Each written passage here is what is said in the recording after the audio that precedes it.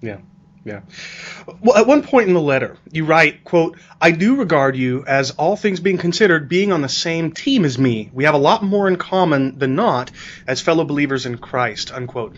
Indeed, the title of your letter calls traditionalists your friends, and you refer to them as your family. And yet, as you point out, and as you pointed out a couple of questions ago, many will likely take offense to your criticisms and have taken offense to your criticisms.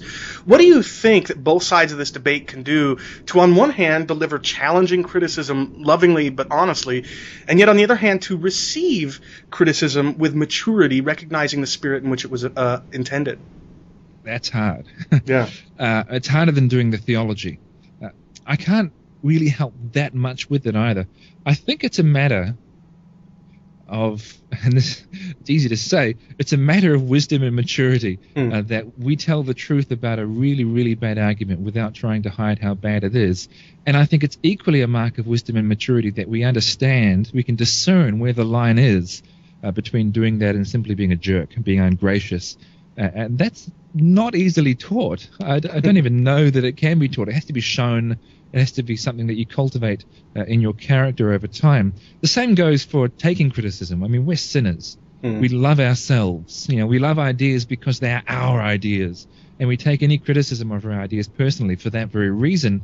And we're prepared to get into fights about it when we shouldn't. It's really that sinful tendency to treat our own status quo as the measuring stick of everything else. That's the hill on which we die.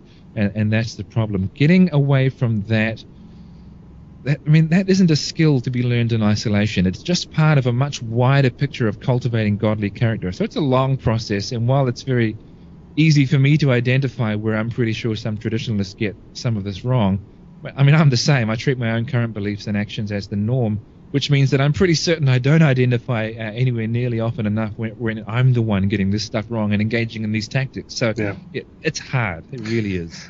It is, and it is a long process, but I would add that I think it's something that we have to be proactive and intentional about. And what I mean by that is many people who know me, I think, would say that I'm somebody who's very soft emotionally, in the sense that I wear my heart on my sleeve, and I do feel offended oftentimes when somebody challenges me, and I'll oftentimes read motives that weren't intended into the criticism.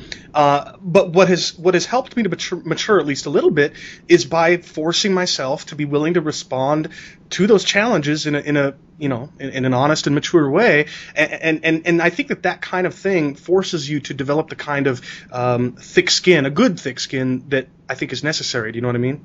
Yeah. I mean, you have to cultivate it. Like a garden. You can let your garden go and it'll get big, or you can cultivate it and it'll